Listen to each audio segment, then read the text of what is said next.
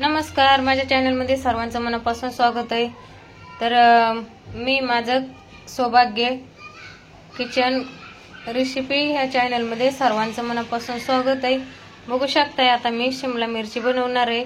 तर ती आपल्याला कशी कट करून घ्यायची, मी 3 पाण्याने धुवून घेऊन स्वच्छ कपड्याने पुसून घेतलेली आहे आणि इथं कोथिंबीर पण घेतलेली कट करायला। आता चला तर आता मिरची आणि कोथिंबीर कट करूया।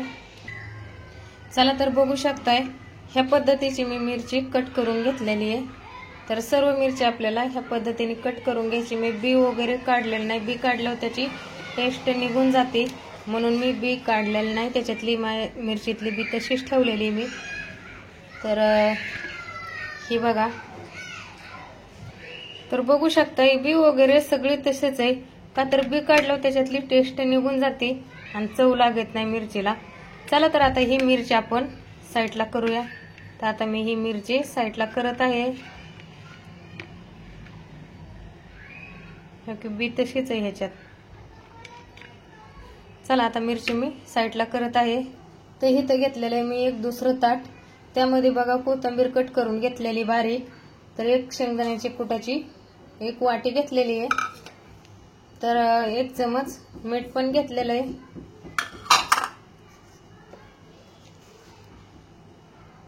तर आपल्याला ही घरगुती मसाला पण 2 चमच घालून घ्यायचा आहे।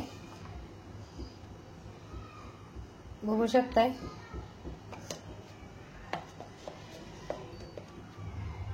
आणि 1/2 चमच हळद पण घालून घ्यायची आणि थोडीशी धना पावडर पण घेतलेली आहे 1/2 चमच, ती पण घालून घ्यायची आपल्याला। चला तर आता हे मिक्स करून घ्यायचंय। मिक्स करून घेत आहे मी आता। बघू शकताय आता हे मिक्स करून घेतले। तर आपल्याला थोडंसं मी पाव वाटी पाणी घेतलेलं आहे। तर आपल्याला थोडं थोडं करून ही एकजीव करून घ्यायचंय वाटण सगळं मसाला। तर इथं मी कढईत 1 पळी तेल घालून घेऊन तर कढई गरम करायला ठेवलेली आहे। तोपर्यंत आपल्याला ही जी सारण केलेलं आहे ना, तर ही आपल्याला मिरच्यात भरून घ्यायचंय। चला मी बघा सारण भरून घेतलेलं आहे, घट्ट मिरच्या भरून घेतल्या त्या। तर तुम्ही पण असं सारण भरून घ्या। तर बघू शकताय, चला आता मी तेलात सोडत आहे।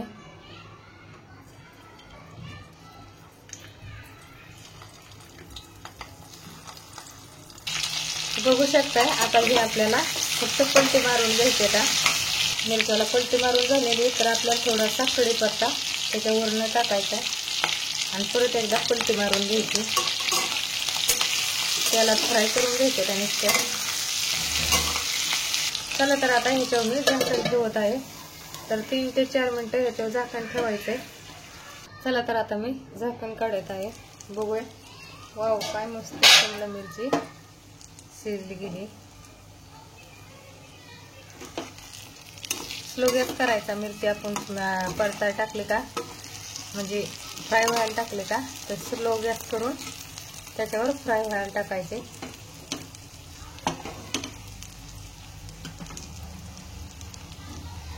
बघू शकताय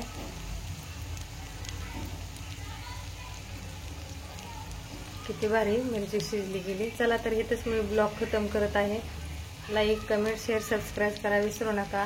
बेल आयकॉन क्लिक करा, म्हणजे असेच नवीन नवीन व्हिडिओ तुम्हाला बघायला भेटतील। चला तर आता मी इथे ब्लॉग खतम करते।